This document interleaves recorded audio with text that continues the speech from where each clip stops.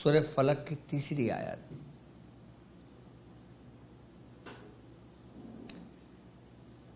کہ اس 3 آیت کے اندر کہ جس کے معنی بنتے ہیں کہ اور سخت اندھیری رات کے شر سے کہ جب وہ چھا جائے. اندھیری کی رات کے شر سے، یہاں تک کہ اگر ہم اس بات کو دیکھتے ہیں، آج میڈیکل سائنس اس چیز کو تسلیم کرتی ہے کہ جو چاند ہے، کہ چاند جب اندھیری رات میں ہوتا ہے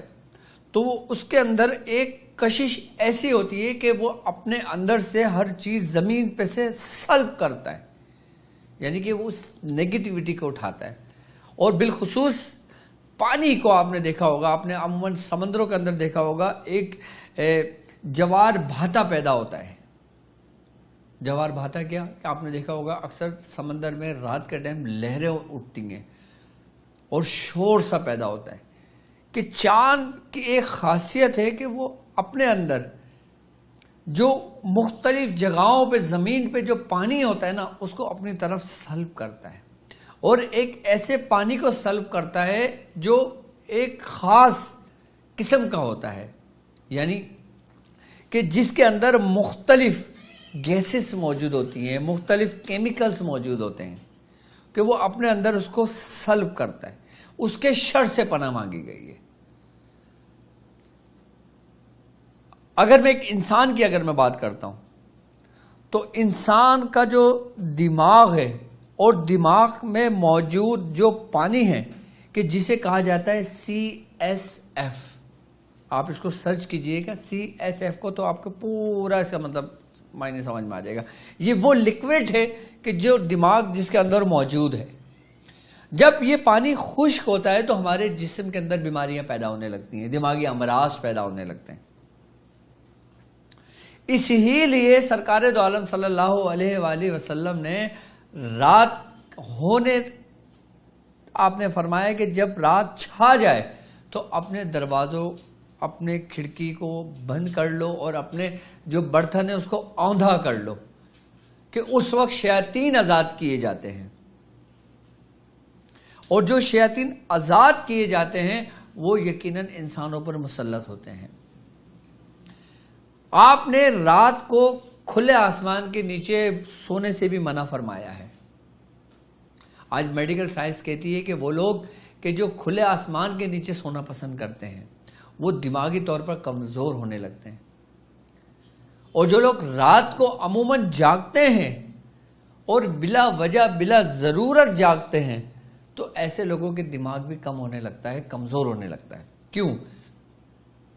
کیونکہ جب رات کے پہر ہم گھومتے ہیں، ہم باہر جاتے ہیں، ہم سمندر کی طرف سفر کرتے ہیں یا بلا ضرورت گھر سے نکلتے ہیں، آؤٹنگ پہ جاتے ہیں، تو پھر وہی چیز کہ جو چاند ہے اور جو اندھیری رات ہے، پھر چاند کے اندر جو کشش ہے وہ بھی پانی کو جو سلب کرتی ہے نا، سب سے پہلے اس کا اثر انسان کے دماغ پر ہوتا ہے. دماغ پہ موجود اس پانی پہ جسے CSF کیا جاتا ہے، کہا جاتا ہے، جو اس کو اپنے اندر سلب کرنے شروع کر دیتا ہے، کہ جس سے ہمارے اندر امراض پیدا ہونے لگتے ہیں، کہ جس سے ہمارے اسٹریس بڑھنے لگتا ہے. کہ جن لوگوں کو عموماً رات میں نیند نہیں آتی، کہ رات میں عموماً ان کا سفر باہر کا ہوتا ہے یا ان کا سفر دور دراز کا ہوتا ہے یا ڈرائیو کا ہوتا ہے یا کسی چیز کا ہوتا ہے، آپ یہ دیکھیں وہ عموماً نارمل انسان سے ان کا دماغ کمزور ہونے لگتا ہے. اور جو شیاطین ہوتے ہیں اور جو جادوگر جادو کرنے والے لوگ ہوتے ہیں وہ رات کے ہی پہر کو زیادہ پسند کرتے ہیں. کیوں؟ کیونکہ رات کے پہر کے اندر جو شر موجود ہوتا ہے کہ جس سے پناہ مانگی گئی ہے، وہ ان شر کو اپنے وہ کر کے انسانوں کو نقصان پہنچاتے ہیں، یعنی کہ اپنی ان شکتیوں کو بڑھاتے ہیں، اپنی شیطانی قوتوں کو بڑھاتے ہیں.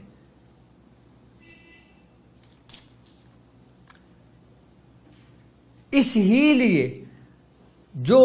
سفلی گر ہوتے ہیں، جو جادوگر ہوتے ہیں، جو گندا کام کرنے والے لوگ ہوتے ہیں، وہ عموماً رات کے پہروں کو پسند کرتے ہیں. کہ جب رات ابتدائی رات ہو اور پھر درمیانی رات ہو اور پھر انتہائی رات ہو. دیکھیں، ہمیں اگر عبادت کا حکم دیا گیا ہے تو ہمیں کیا کہا گیا ہے کہ رات کا آخری پہر عبادت کے لیے سب سے افضل ہے، چونکہ رات کا وہ پہر ہے کہ جب اللہ تبارک و تعالیٰ 7ویں آسمان پر آ جاتا ہے اور پکارتا ہے، اس کی رحمت پکارتی ہے اس روئے زمین پر رہنے والے لوگوں کے لیے کہ کوئی ہے جو مجھ سے مانگے میں اسے عطا کر دوں، کوئی ہے کہ جو مجھ سے گناہوں کی معافی طلب کرتا ہے اور میں اس کو معاف کر دوں، کوئی ہے جو اپنے رزق کے لیے دعا کرے میں اس کا رزق اضافہ کر دوں۔ یہ وہی رات کا آخری پہر ہے، کیونکہ خیر اور شر دونوں ہمیشہ ساتھ ساتھ رہے ہیں، ساتھ ساتھ چلے ہیں۔ جہاں جہاں تک باطل گیا ہے حق ہمیشہ اس سے آگے رہا ہے۔ اس تیسری آیت میں جو پناہ مانگی گئی ہے وَمِن شَرِّ غَاسِقٍ اِذَا وَقَبَ، کہ رات جب پوری طریقے سے چھا جائے اس کے شر سے، اس میں شر سے مراد وہ شر کہ جو شیطانی قوتوں کا شر ہے، وہ شر کہ جو چاند کا اپنا بھی ہے شر، کیونکہ خیر اور شر ہر جگہ موجود ہے، کیونکہ چاند کی اپنی کوئی روشنی نہیں ہے، چاند بالکل سیاہ ہے، تاریخ ہے، وہ سورج سے اپنی روشنی کو حاصل کرتا ہے، اور جب وہ سورج سے اپنی روشنی کو حاصل کرتا ہے، جو ہم چاند کو دیکھتے ہیں وہ چاند کی نہیں، وہ سورج ہی کی روشنی ہے، اور وہ اسی اندھیرے کے جو تاریکی کا ایک حصہ تاریخی میں ڈوبا رہتا ہے چاند کا، وہی کہ جب اس کا پہر اس روئے زمین پر اس کا پہر پڑتا ہے، یعنی کہ چاند کے چڑھاؤ اور اتار کے درمیان کی جب اندھیری شب اس روئے زمین پر پڑتی ہے تو اس وقت سب سے زیادہ وہ چیز نیگیٹیوٹی کا اثر اس پر آتا ہے، یعنی کہ چاند کے ایک چڑھنے کا سفر اور ایک چاند کے اترنے کا سفر۔ چاند کا چڑھنے کا سفر اتنی اہمیت کا حامل نہیں جتنی اہمیت کا حامل چاند کے اترنے کا سفر ہے، کہ چاند جب اترتا ہے تو اس کی روشنی جو ہوتی ہے وہ مدھم ہوتی ہے، وہ کم ہوتی ہے، تاریخی اور چھا جاتی ہے، تو جب وہ پوری طریقے سے چھا جاتی ہے اس کے شر سے، یعنی کہ چاند کے آخری مہینے کی آخری جو تاریخ ہوتی ہے نا، کہ جس میں ہندوؤں میں اکثر ایک تاریخ بڑی مشہور ہے جس کو وہ کہتے ہیں اموس کی رات، کہ جس میں نہ ستاروں کی روشنی ہوتی ہے نہ چاند کی روشنی ہوتی ہے۔ کیوں؟ کیونکہ اس وقت ایک شیطانی قوتوں کی قوت اور دوسری ان جیسے چاند ہو گیا اور دوسرے سیاہ ہو گئے، ستارے ہو گئے، سیارے ہو گئے، اور ان کی اپنی قوت یعنی کہ ان کے اپنے اندر کی نیگیٹیوٹی، اس کا اثر روح زمین پر پڑتا ہے، کہ جس سے ان کی قوتیں 70% بڑھا دی جاتی ہیں، اس سے پناہ مانگی گئی ہے۔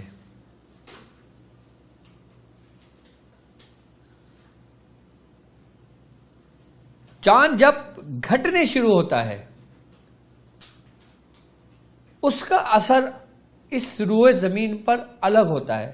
چاند جب بڑھنے شروع ہوتا ہے اپنی منزلوں کی طرف بڑھتا ہے اس کا اثر، اس کی جو تاثیر ہوتی ہے اس روئے زمین پر وہ الگ ہوتی ہے۔ جب ابتدائی کے اندر جب چاند چڑھ رہا ہوتا ہے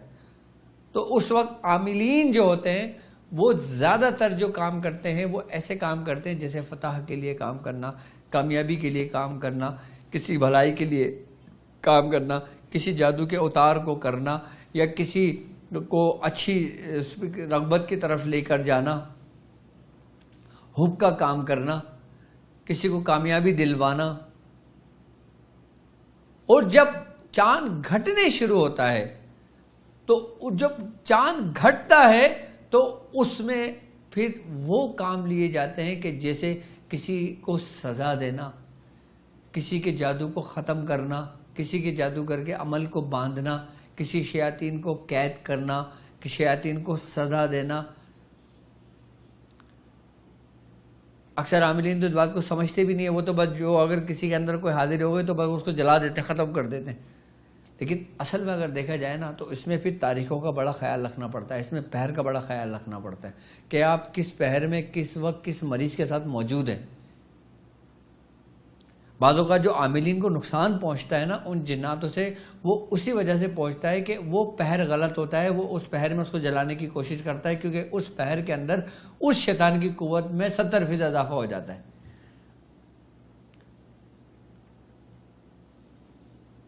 عاملین جو روحانی معالج ہیں ان لوگوں کا ان چیزوں کا جاننا بھی بہت ضروری ہے کہ کن چاند کی تاریخوں میں وہ اتار کریں گے، کن چاند کی تاریخوں میں وہ شیاطین کو جلائیں گے، کس چاند کی تاریخ میں شیاطین کو وہ قید کریں گے، کس چاند کی تاریخ کے اندر وہ شیاطین کو تکلیف اور ایذا دیں گے،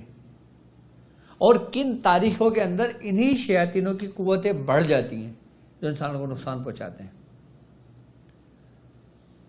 آپ نے عموماً دیکھا ہوگا آج کے تقریباً اگر میں یہ کہوں کہ اس 10 سے 15 سال کے عرصے کے اندر ایک مرض بہت تیزی سے پھیل رہا ہے، وہ بچوں میں پھیل رہا ہے، کہ جس کو کہا جاتا ہے آٹزم، کہ جس میں بچہ بڑا تو ہوتا رہتا ہے لیکن اس کا جو دماغ ہوتا ہے نا وہ بڑا متاثر ہوتا ہے، کہ جس میں بچہ صحیح طریقے سے بول نہیں پاتا، وہ تنگ کرتا ہے، ڈسٹرب کرتا ہے، پریشان کرتا ہے، اور ہم یہ سمجھتے ہیں کہ یہ ایک بیماری ہے، لیکن اس کی اصل وجوہات کیا ہوتی ہیں یہ ہمیں نہیں معلوم ہوتا۔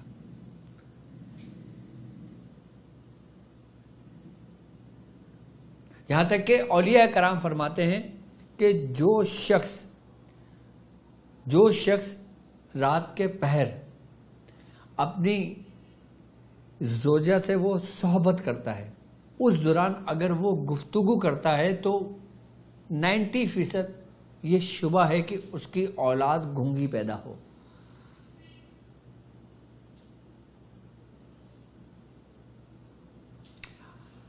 اتباع کہ جو یہ سمجھ لیں کہ جنہوں نے حکمت کے اندر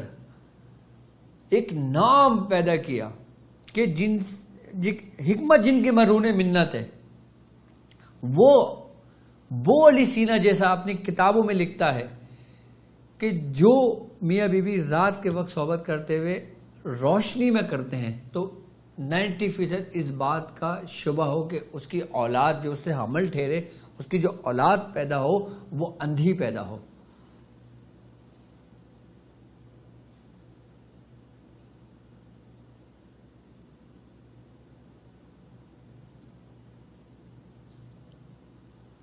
اور دوسری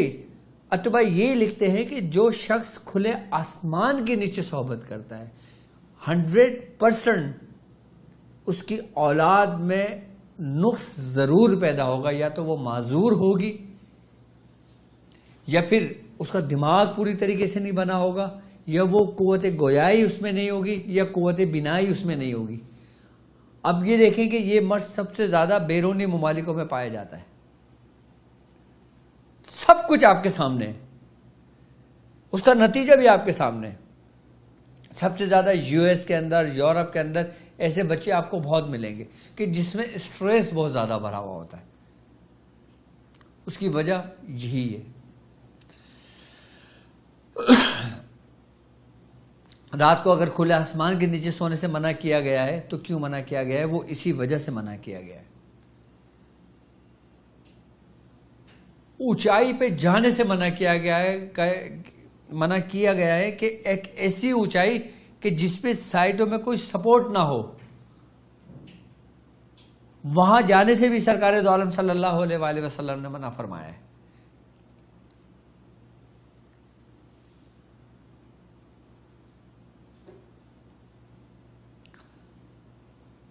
ہمارے اندر یہ مرض کیوں تیزی سے بڑھنے شروع ہو گئے؟ کیونکہ ہم اپنے اصل سے پیچھے ہٹ گئے۔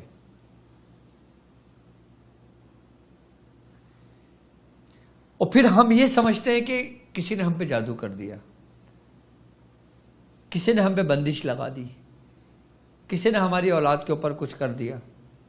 کوئی کہتا ہے اس کے اوپر آسیب آ گیا، کوئی کہتا ہے اس کے اوپر اثرات آ گیا، کوئی کہتا ہے اس کے اوپر یہ آ گیا، کوئی کہتا ہے اس کے اوپر یہ آ گیا، جبکہ حل اس کو نہیں مل رہا ہوتا۔ جب ایسا پیشنٹ کسی ایسے مرض میں مبتلا ہو جائے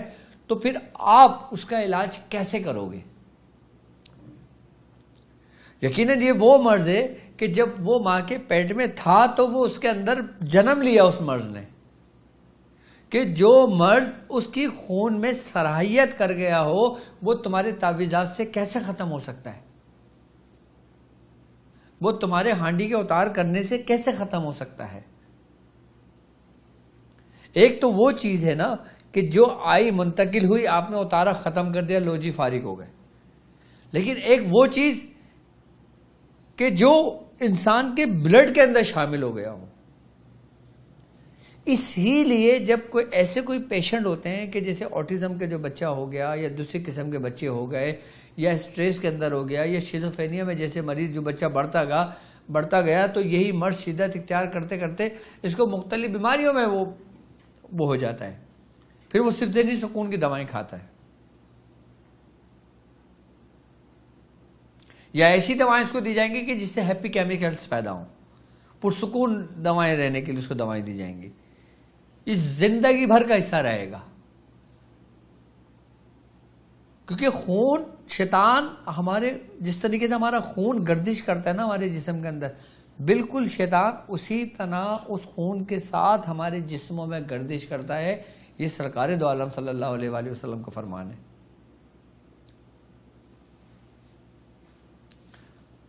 ہماری چھوٹی چھوٹی غلطیاں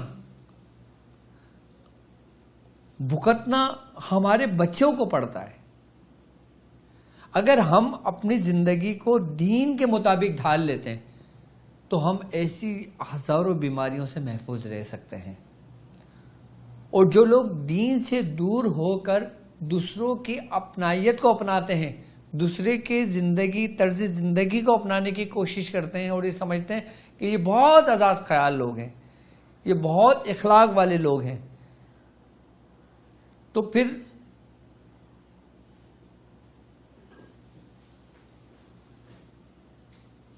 کائنات جو خالق کائنات ہے اس کا تو کچھ نہیں ہے، اس کا تو کچھ نہیں جائے گا. لیکن تم نے اپنے ہی ہاتھوں سے، اپنے ہی کمائی ہوئی ہاتھوں سے آزمائشوں کو، ان مصیبتوں کو دعوت دے دی. بھائی مثال ایسا ہے نا کہ جیسے تم نماز نہیں پڑھتے تو اس کی شان میں کوئی فرق نہیں پڑتا، تم روزہ نہیں رکھتے اس کی شان میں کوئی فرق نہیں پڑتا، لیکن نقصان تمہارا ہی ہے، اس کا کچھ نہیں ہے.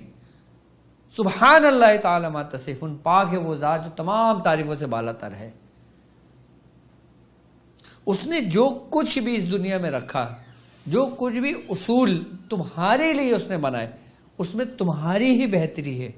تمہاری ہی بھلائی ہے. اگر اس کے مطابق تم زندگی بسر کرتے ہو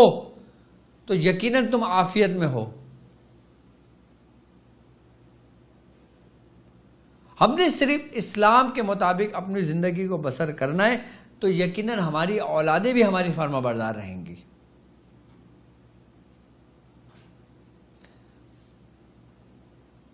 کہ ومن شر غاسق اذا وقب، کہ جب سخت اندھیری رات پوری طریقے سے چھا جائے اس میں ہونے والے شر سے پناہ مانگی گئی ہے.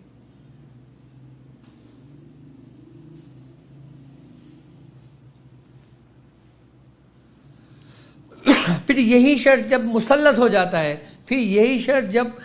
بلڈ کے اندر شامل ہو جاتا ہے، اس کے وجود کے اندر داخل ہو جاتا ہے، پھر یہ رفتہ رفتہ بڑھتے بڑھتے بڑھتے پورے جسم کے اندر پوری طریقے سے سرایت کر کے اس کو اپنے کنٹرول میں کر لیتے ہیں. کہ جسے آپ نے دیکھا ہوگا بچہ عموماً کسی سے باتیں کر رہا ہے، الٹی سیدھی حرکتیں کر رہا ہے، کبھی کسی کو کچھ پھینک رہا ہے، کبھی کسی کو پانی پھینک رہا ہے، کبھی جو ہاتھ میں آیا اس کو اٹھا کے مار دیا. پھر وہ اپنے اس میں نہیں ہوتا، پھر اس کا دماغ اس کے کنٹرول میں نہیں بلکہ اس کا دماغ اس شر کے کنٹرول میں ہے کہ جس سے پناہ مانگی گئی تھی اور تم نے پناہ نہیں مانگی.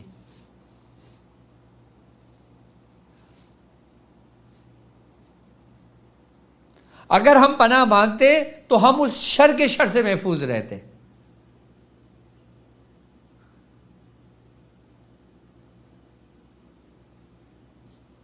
کہ ضروری نہیں ہے کہ ہم پر جو آزمائش ہے وہ ہم پر ہی آئے.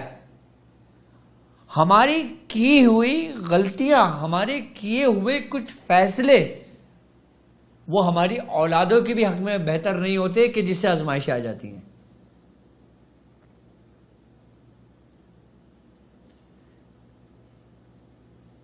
تو پھر اگر ایسا پیشنٹ اگر آپ کے پاس آ جاتا ہے تو آپ اس کا کس طرح علاج کرو گے؟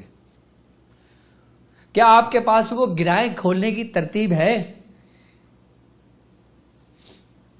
کہ وہ نیگیٹیوٹی جو انسان کے وجود کے اندر، بلڈ کے اندر شامل ہو گئی ہے، صلاحیت کر گئی ہے، اس کو اس کے خون سے آپ کس طرح جدا کرو گے؟ کون سا فارمولہ ہے جو آپ اس کو اپلائی کرو گے؟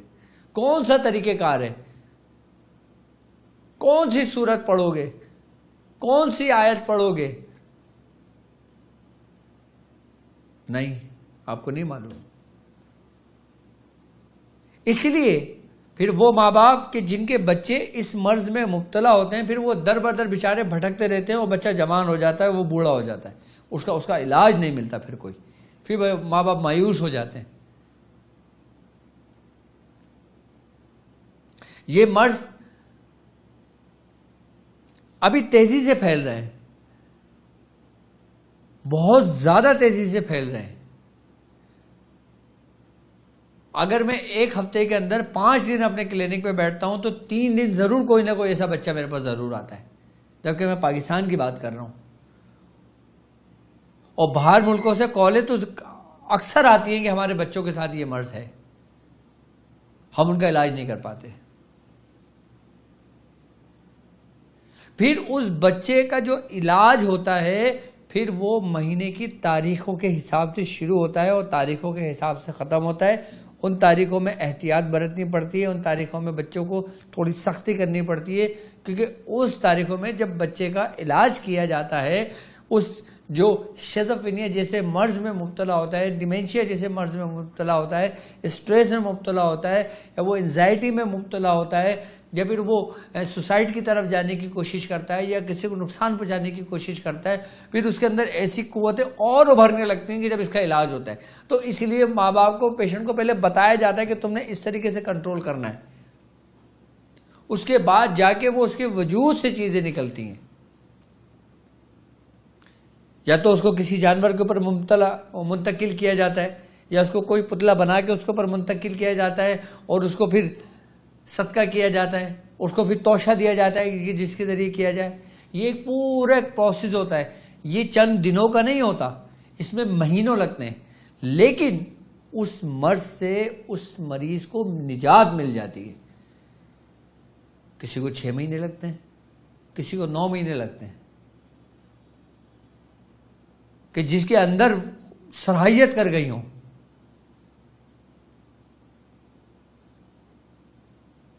یہ ایسا نہیں ہے کہ 1 ہفتے میں ہو جائے، 10 دن میں ہو جائے، 2 دن میں ہو جائے، 1 دن میں ہو جائے، کہ جو لوگ رات کو بلا ضرورت جاگتے ہیں ان کے جو دماغ کا جو CSF جو واٹر ہوتا ہے، جو پانی ہوتا ہے، جو لیکوڈ ہوتا ہے، اس کو لیکوڈ کہیں گے، وہ سوکھنے لگتا ہے، وہ کم ہونے لگتا ہے، کہ جس سے مختلف بیماریوں میں انسان مبتلا ہونے لگتا ہے، کہ جسم کے اندر اس میں گلٹیاں بننے شروع ہو جاتی ہیں۔ اس گلٹی میں پین نہیں ہوتا، درد نہیں ہوتا، لیکن وہ گلٹی فیل ہوتی ہے۔ لیکن جب وہ گلٹی بڑھ جاتی ہے نا، پھر اس میں آہستہ آہستہ اس کا نا رنگت چینج ہونے لگتی ہے، اور رنگت چینج ہونے کے بعد پھر اس میں ہلکا ہلکا سا پین ہونے شروع ہوتا ہے، اور پھر اب کسی ڈاکٹر کو دکھاؤ گے، ڈاکٹر ٹھک کر کے آپ سے یہی کہے گا کہ آپ اس کی بایوپسی کرائیں، لو جی یہ تو کینسر ہے، جبکہ ایسا نہیں ہے۔ اور اس تیسری آیت کے جو عدد بنتے ہیں نا، وہ بنتے ہیں 256۔ کتنے؟ 256۔ 6 6 12 13 13 کا 4۔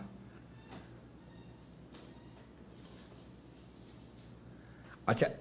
صرف اور صرف من شر غاسق اذا وقب، جب کبھی رات کے وقت نکلے نا تو صرف اور صرف، ویسے تو پوری سورت پڑھنی چاہیے، لیکن پوری سورت پڑھیں اس طریقے سے کہ قل اعوذ برب الفلق من شر ما خلق ومن شر غاسق اذا وقب، جب ومن شر غاسق اذا وقب پہ آئیں گے نا تو اسی آیت کو 4 مرتبہ پڑھ کے پھر اسی سورت کو مکمل کر لیں گے۔ 3 دفعہ آپ پڑھ کے رات کے پہر نکل جائیں تو اس رات کے شر سے آپ محفوظ رہیں گے۔ یہ ترتیب سمجھانے کا، بتانے کا مقصد یہی تھا کہ ظاہر سی بات ہے، ہم صرف محفوظ رہنا چاہیں تو ہم قرآن کی سورہ فلق کی اس آیت سے رات کے شر سے بچ سکتے ہیں۔ رات کے اندر ایسا ہوتا ہے کہ چاروں طرف سے انسان کے اوپر حملہ آور ہوتے ہیں، لیکن وہ ہمیں دکھائی نہیں دیتے۔ اب وہ چاہے کسی قسم کی نیگیٹیوٹی ہو، چاہے آسیب ہو، چاہے اثرات ہو، چاہے موذی امراض ہو یا موذی جانور ہوں یا درندے ہوں، کچھ بھی ہو، یہاں تک کہ سانپ بچھو تک اس شخص سے دور رہتے ہیں۔ اور وہ لوگ کہ جو رات کو سفر کرتے ہیں، کہ جن کا رات کا سفر ہے، کہ جیسے کوئی مختلف کمپنیز کی گاڑی چلا رہا ہے، کوئی ڈرائیور ہے، کوئی کریم چلا رہا ہے، کوئی اوبر چلا رہا ہے، کوئی باہر ملک میں ہے، باہر ملک میں بھی ہمارے پاکستان بھائی ایسے ہیں جو رات کو ظاہر سی بات ہے مجبوری ہے ان کی، وہ ڈرائیونگ کرتے ہیں اور ایسی تھی جگہوں سے ان کو گزرنا ہوتا ہے جہاں جنگل بھی ہے، جہاں سب کچھ ہے۔ تو وہ لوگ کہ جب اپنی گاڑی میں بیٹھا کریں، جب رات ہوا کرے، سفر نکلا کرے، تو 3 دفعہ سورہ اخلاص، 1 مرتبہ سورہ فلق، 1 مرتبہ سورہ ناس، یہ پڑھ کے اپنے اوپر پورا دم کر لیں۔ اس کے بعد پھر اس عمل کی طرف آئیں۔ کون سا عمل؟ جو میں نے بتایا آپ کو۔ پھر سورہ فلق اس ترتیب سے پڑھنی ہے کہ جب آپ آیت نمبر 3 پر آئیں گے وَمِن شَرِّ غاسِقٍ إِذَا وَقَبَ پہ، تو 4 مرتبہ صرف اسی آیت کی تکرار کریں گے اور اسی سورت کو مکمل کر لیں گے۔ اسی طریقے سے 3 مرتبہ یا 4 مرتبہ اس سورت پڑھ لیں، مجال ہے کہ کوئی شر آپ کے قریب آ جائے۔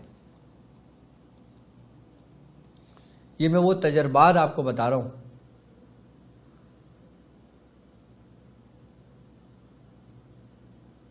کہ جس سے انسان رات کے ہونے والے شر سے محفوظ رہتا ہے۔ اب رات کا ہونے والا شر چاہے جادو ہو، رات کا ہونے والا شر شیاطین ہو، رات کے ہونے والے شر چاہے موذی جانور ہوں، یا کسی بھی قسم کی کوئی نیگیٹیوٹی ہو،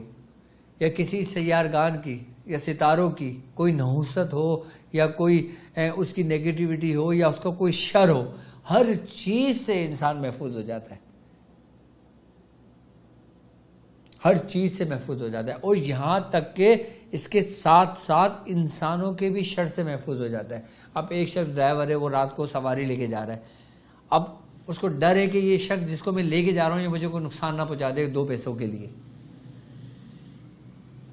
کہ مجال ہے وہ شخص آپ کو چھو بھی لے۔ اور جن کے بچے یا جو لوگ اس انزائٹی کے اندر ہیں، اسٹریس کے اندر ہیں، یا اس مرض میں مبتلا ہیں، یا بچے وہ چھوٹے جو آٹزم کے مرض میں مبتلا ہیں،